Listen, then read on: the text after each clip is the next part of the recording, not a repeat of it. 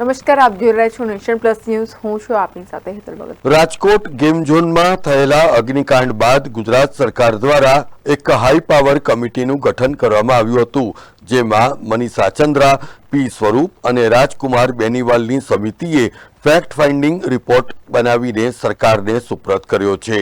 અત્રે ઉલ્લેખનીય છે કે જે રીતે રાજકોટ મહાનગરપાલિકામાં ભ્રષ્ટાચારની એરણ ઉપર અસંખ્ય જીવો ચડી ગયા, તેવામાં ગુજરાત સરકારની ઉપર પણ ભારે માછલા ધોવાયા હતા, જેને પરિણામે સત્યશોધક સમિતિએ સત્ય જાણવા માટેની કવાયત હાથ ધરી હતી, જેમાં સત્યશોધક સમિતિએ આનંદ પટેલ અને અમિત અરોરા, જે બે પૂર્વ મ્યુનિસિપલ કમિશનર હતા, એમને ક્લીન ચીટ આપી દીધી છે.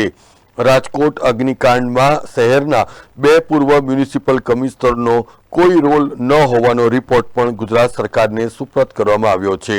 અત્રે ઉલ્લેખનીય છે કે ગુજરાત હાઈકોર્ટની ફટકાર પછી સત્યશોધક સમિતિની રચના કરવામાં આવી હતી.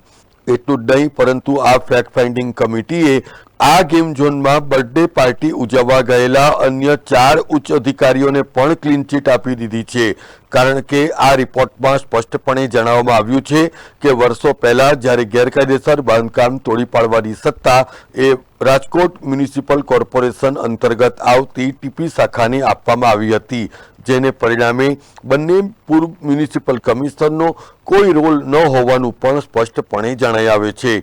હવે જ્યારે ફેક્ટ ફાઇન્ડિંગ કમિટીએ હાઈકોર્ટમાં રિપોર્ટ રજૂ કરી દીધો છે, ત્યારે આગામી સુનાવણી ઉપર સૌ કોઈની નજર ટકેલી છે.